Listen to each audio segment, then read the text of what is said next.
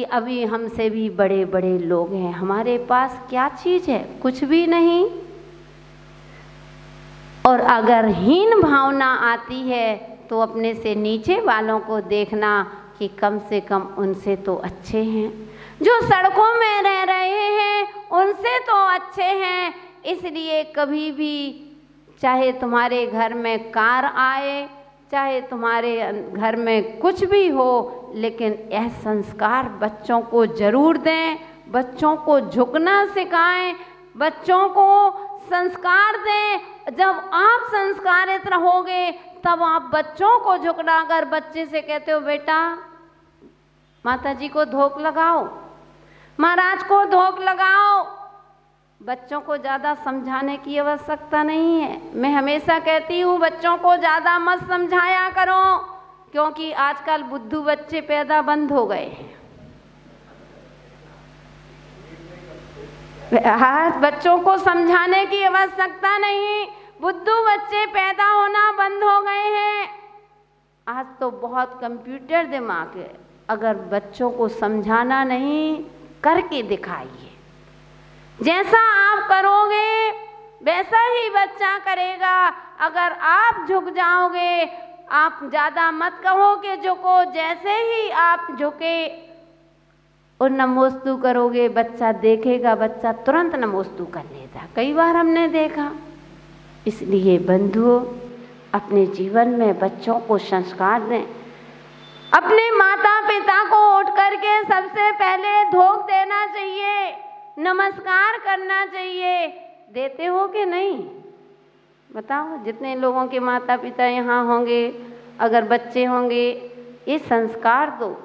मैं यहाँ पर लगाऊंगा, अब रुके हैं तो संस्कार शिविर भी, महिलाओं का संस्कार शिविर लगेगा, वास्तु शिविर लगाएंगे, उसमें सारे संस्कार की बातें। क्योंकि आज इस अहंकार के कारण से, एक मान कसाय के कारण से व्यक्ति दिखाना चाहते हैं, लेकिन जितने हैं नहीं।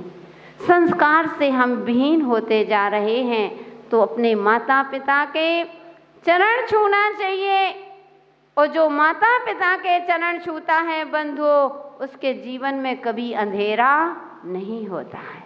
अपने जीवन को प्रकाशमान बनाए, उस अहंकार का त्याग करें, वो अपने अंदर लघुता को प्रकट करें। जितने लघु बनोगे उतने ही तुम ऊंचे उठोगे। इसलिए अपने जीवन में इस मान कसाय को तज करके अपने जीवन को ऊंचाइयों पर ले जाएं। अहंकार का त्याग कर विनय गुण अपने अंदर आएगी तो आपका जीवन महान, पवित्र और पावन बने। ऐसी पुनीत भावना के साथ जय बोलिए भगवान महावीर स्वामी की। धर्म स्नेही प्यारे प्यारे भव्यात्माओं, संसार इन चार कसायों के द्वारा ही बढ़ता है। हमने देखा कि क्षण भर का क्रोध जीवन को बर्बाद कर देता है। हमने देखा था कि मान और क्रोध का जन्म जन्मांतर का संबंध होता है। जहाँ मान होता है वहाँ क्रोध नियम से होता है, और जो क्रोधी होगा वह मान जरूर करेगा, उसको अभिमान जरूर आएगा। इसलिए भव्यात्माओं और आचार्यों ने एक प्रकार के नहीं 8 प्रकार के मदों को बताया था। हमने देखा उन मदों को त्याग करके हमने अपने जीवन में लघुता गुण को प्रकट किया था। जितने लघु बनेंगे उतने ही ऊंचाइयों पर जाएंगे। आज चलते हैं उस माया, क्रोध मान माया, उस माया पर दृष्टि डालते हैं। कहीं ऐसा तो नहीं कि हम ऊपर से लघु हैं और अंदर से क्रूरता है। बाहर से हम झुक सकते हैं, अंदर से हम बहुत कड़क बने हुए हैं।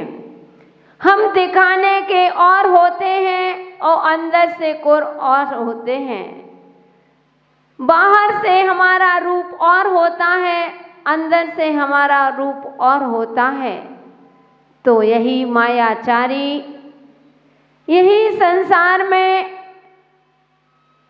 पतन का कारण बनती है। तो आज चलते हैं, चिंतन कुछ, संभाषण कुछ, क्रिया कुछ की कुछ होती है। ए स्थिरता निज में पाऊं प्रभु, जो अंतर काल सिद्ध होती है। चिंतन कुछ, संभाषण कुछ, क्रिया कुछ की कुछ होती है। आप कहेंगे माता जी कहीं ऐसा होता है? हाँ भव्यात्माओं, ऐसा होता है। ये संसार है, आप भले ही ऊपर से अंदर से सरल हो तो आपको हर कोई सरल नजर आएगा, लेकिन जरूरी नहीं कि वह आप जैसा ही होगा। इसलिए सावधान रहो, अपनी दूरदृष्टि रखो। साधु जीवन होता है, अथवा घर में परिवार में मुखिया होते हैं, अथवा आप बड़े हो चुके हो, आप अपनी दूरदृष्टि रखिए कि कहीं ऐसा तो नहीं बाहर से ऐसे और अंदर से ऐसे दोहरा जीवन जी रहा है।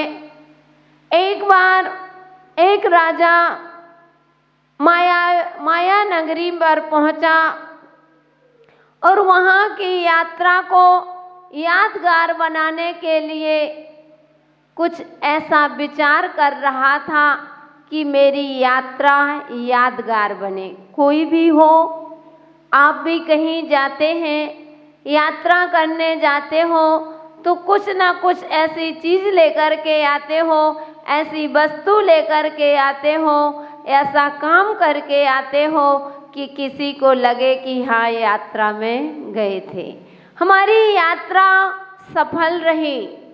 ऐसे ही वह राजा चिंतन कर रहा है कि मुझे अपनी यात्रा को यादगार कैसे बनाया जाए, कैसे बनाऊं। बंधु, उनके मंत्रियों ने कहा कि हे राजन, इस नगरी में एक बहुत बड़ा चित्रकार है। हमने पता किया है कि एक चित्रकार यहाँ का चित्र प्रसिद्ध है। जो भी आता है वह अपना एक चित्र बनवा करके उस चित्रकार से ले जाता है, ऐसी चित्रकारी करता है, उसका नाम देश विदेश सभी जगह इस चित्रकार का नाम है। इसलिए क्यों ना उससे एक ऐसा चित्र बनवा करके अपने नगर में ले चलेंगे, घर में टांगेंगे, जिससे यादगार रहेगी कि मैं इस यात्रा में मैंने यह यात्रा की। राजा को वह बात जम गई। जैसे ही राजा को बात जमती है, उस चित्रकार को बुलाया गया और जैसे ही वह चित्रकार आया तो वह राजा कहता है कि हे चित्रकार, हे मानव, मैंने तुम्हारी बहुत तारीफ सुनी है। मैंने तुम्हारे चित्र के बारे में, तुम्हारी कलाकारी के बारे में बहुत तुम्हारी प्रशंसा सुनी है। मेरा भी एक चित्र बनाओ। जैसे ही राजा ने कहा कि मेरा भी चित्र बनाओ, तो वह हाथ जोड़ कर के कहने लगा कि हे राजन, आप किस प्रकार का चित्र बनवाना चाहते हैं? जैसे कहा कि राजन, आप किस प्रकार का चित्र बनवाना चाहते हैं? राजा कहता है कि हे मानव, चित्रकार चित्र के भी प्रकार होते हैं।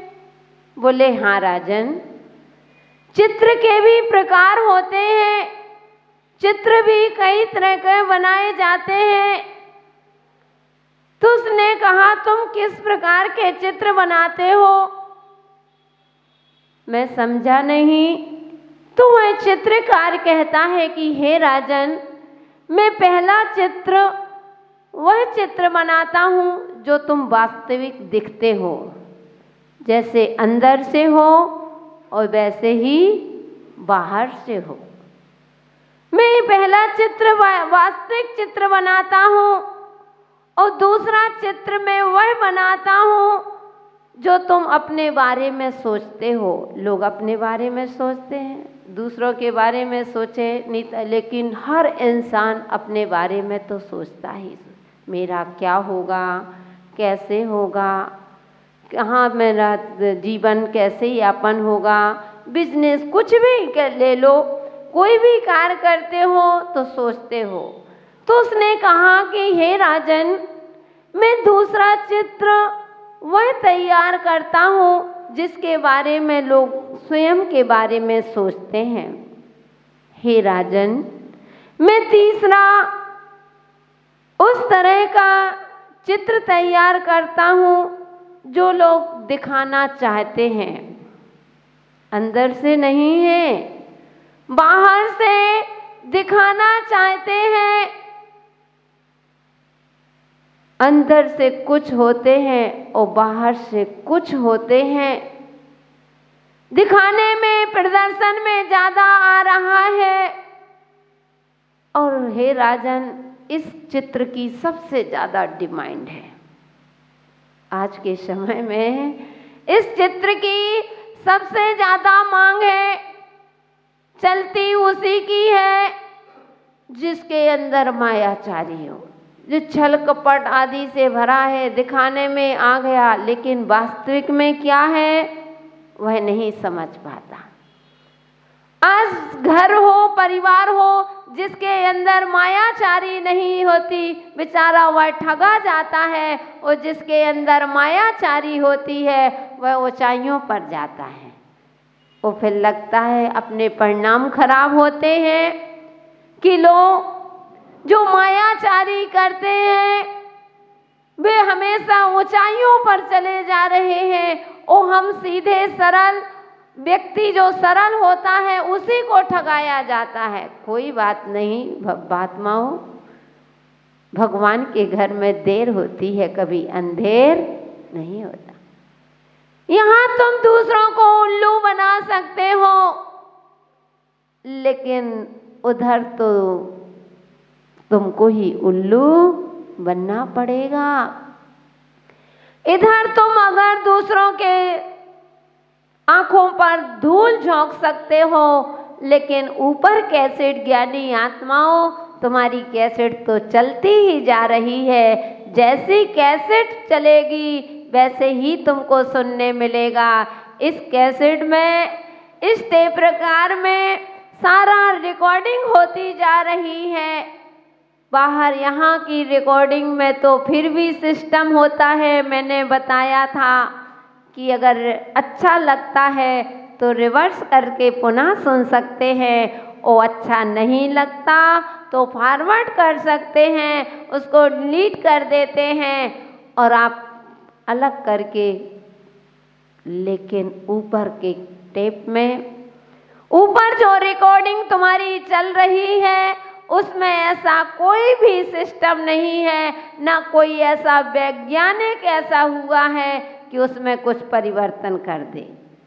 उसमें ना जो भरा है वही सुनने मिलेगा।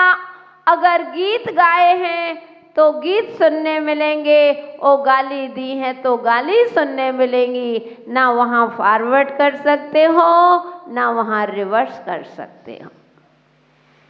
तो उसने सबसे ज़्यादा डिमांड, हे राजन, इस तीसरे चित्र की है, और चौथा चित्र मैं वह बनाता हूँ जिसे लोग पाना चाहते हैं।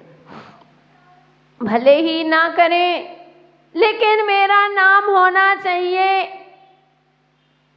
कुछ कुछ करना नहीं चाहते, लेकिन मुझे प्रसिद्धि होना चाहिए।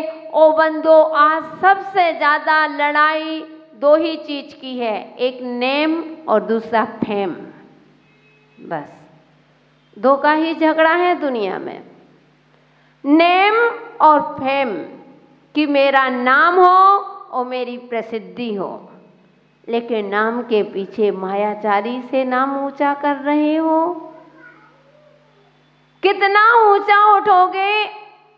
आखिर एक दिन तो तुम्हारा पुण्य का घड़ा समाप्त होगा ही होगा। यहाँ पुण्य की नगरी में आकर के और छल कपट करके क्यों पाप की गठरी बांध रहे हो? पुण्य की नगरी में आकर के पापों की गठरी बांध करके आखिर कहाँ जाओगे? कहाँ की तैयारी चल रही है? तो वह चित्रकार ने जैसे 4 प्रकार के चित्र का वर्णन किया, तो वह राजा कहता है कि हे मानव, मुझे समझ में नहीं आया, मैं सोच में पड़ गया हूँ कि संसार में ऐसे भी लोग होते हैं क्या? हाँ भव्यात्माओं, ऐसे ही लोग होते हैं, देखने में कुछ और होते हैं और अंदर से कुछ और होते हैं। हे मानव, तुम मायाचारी के अजायाब घर हो। राम राम जपना, पराया माल अपना की कुटिल नीति है तुम्हारी। मुख में राम, बगल में छुरी की कूटनीति है तुम्हारी। आम के आम और गुठलियों की दाम की कूटनीति है तुम्हारी। तन के उजले और मन के मेले की कूटनीति है तुम्हारी।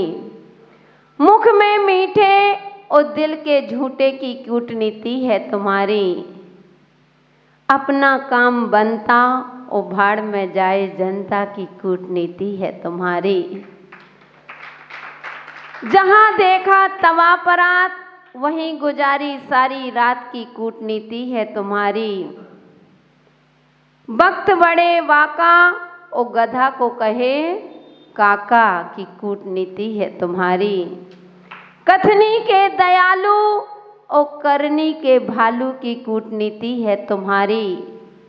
गंगा गए सो गंगा दास और जमुना गए सो जमुना दास की कूटनीति है तुम्हारी। और रघुपति राघव राजा राम, जैसे ही मौका वैसे ही काम की कूटनीति है तुम्हारी।